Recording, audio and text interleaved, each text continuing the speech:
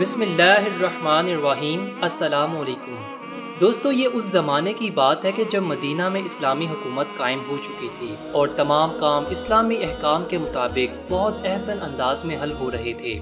اللہ کے رسول صلی اللہ علیہ وسلم نے رمضان کے دنوں میں ایک سلسلہ شروع کر رکھا تھا جسے زکوٰۃ رمضان کہتے تھے، یعنی لوگ کھانے پینے کا سامان، غلہ اور ایسی دوسری اشیاء جمع کرواتے تھے اور وہ آپ صلی اللہ علیہ وسلم کی ہدایت کے مطابق غریبوں اور مسکینوں میں تقسیم کیا جاتا تھا۔ جو مال دن کے وقت تقسیم ہونے سے رہ جاتا، رات کو اس کی حفاظت کی ضرورت پیش آتی تھی، تو ایک مرتبہ آپ صلی اللہ علیہ وسلم نے حضرت ابو ہریرہ رضی اللہ تعالیٰ عنہ کو اس مال کی حفاظت پر مقرر کیا۔ حضرت ابو ہریرہ رضی اللہ تعالیٰ عنہ ایک رات سامان کی حفاظت کر رہے تھے کہ انہوں نے دیکھا کہ ایک آدمی آیا اور آتے ہی اس نے غلہ وغیرہ کو سمیٹنا شروع کر دیا۔ حضرت ابو ہریرہ رضی اللہ تعالیٰ عنہ نے اسے پکڑ لیا اور کہا، میں تمہیں رسول پاک صلی اللہ علیہ وسلم کے حضور پیش کروں گا۔ اس آدمی نے جواب دیا، میں غریب ہوں اور محتاج ہوں، میرے بال بچے ہیں، مجھ پر مہربانی کریں اور مجھے چھوڑ دیں۔ حضرت ابو ہریرہ رضی اللہ تعالیٰ عنہ نے جب یہ سنا تو اس پر ترس کھا کر اسے چھوڑ دیا۔ جب صبح ہوئی تو رسول صلی اللہ علیہ وسلم نے حضرت ابو ہریرہ رضی اللہ تعالیٰ عنہ سے دریافت کیا، اے ابو ہریرہ، رات کو جس شخص کو تم نے پکڑا تھا اس کا کیا بنا؟ انہوں نے عرض کیا، یا رسول اللہ صلی اللہ علیہ وسلم، وہ آدمی بہت غریب تھا اور جب اس نے اپنی حاجت بیان کی تو میں نے ترس کھا کر اسے چھوڑ دیا۔ اس پر آپ صلی اللہ علیہ وسلم نے ارشاد فرمایا، اس نے جھوٹ بولا اور وہ پھر آئے گا۔ جب حضرت ابو ہریرہ رضی اللہ تعالیٰ عنہ نے یہ بات سنی تو وہ بہت حیران اور پریشان ہوئے، حیران اس بات پر کہ نبی پاک صلی اللہ علیہ وسلم کو تفصیلات سے آگاہی کیسے ہوئی، اور پریشانی اس امر پر کہ وہ رات کو پھر کیوں آئے گا۔ لیکن جب انہوں نے غور کیا تو وہ سمجھ گئے کہ آپ صلی اللہ علیہ وسلم کو وحی کے ذریعے سے واقعات کی تفصیلات معلوم ہوئیں، اور انہیں اس بات کا یقین ہو گیا کہ چونکہ نبی پاک صلی اللہ علیہ وسلم نے فرمایا ہے، اس لیے وہ شخص رات کو ضرور آئے گا۔ حضرت ابو ہریرہ رضی اللہ تعالیٰ عنہ رات بھر اس شخص کی تاک میں لگے رہے اور اچانک وہ شخص اسی حلیے میں دوبارہ آ پہنچا۔ اس نے آتے ہی غلہ وغیرہ سمیٹنا شروع کر دیا۔ حضرت ابو ہریرہ رضی اللہ تعالیٰ عنہ نے فوراً اس کو پکڑ لیا اور کہا، اب تو میں ضرور تمہیں رسول پاک صلی اللہ علیہ وسلم کے حضور پیش کروں گا۔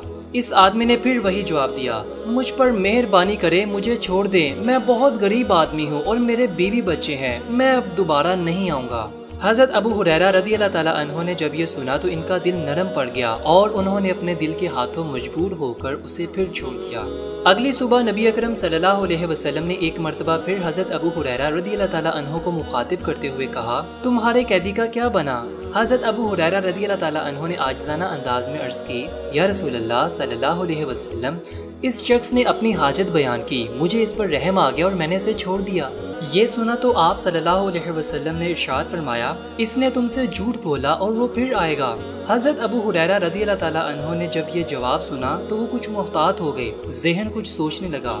رات پھر حضرت ابو ہریرہ رضی اللہ تعالیٰ عنہ اس شخص کا انتظار کرنے لگے۔ آج ان کے ارادے کچھ پختہ دکھائی دے رہے تھے، ان کے قدم تیز تیز اٹھ رہے تھے۔ اسی کیفیت میں تھے کہ اچانک ان کی نظر سامان پر پڑی تو انہوں نے دیکھا کہ وہی شخص ایک مرتبہ پھر سامان وغیرہ اٹھا لے جانے کے لیے جمع کر رہا ہے۔ حضرت ابو ہریرہ رضی اللہ تعالیٰ عنہ نے فوراً اس کو پکڑ لیا اور کہنے لگے، اب تیسری اور آخری مرتبہ ہے، تم ہر دفعہ کہتے ہو کہ میں دوبارہ نہیں آؤں گا اور پھر آ جاتے ہو۔ یہ سننا تھا کہ وہ شخص بول پڑا، مجھے چھوڑ دو، اس کے بدلے میں تمہیں کچھ ایسے کلمات سکھاؤں گا جس سے تم کو بہت فائدہ ہوگا۔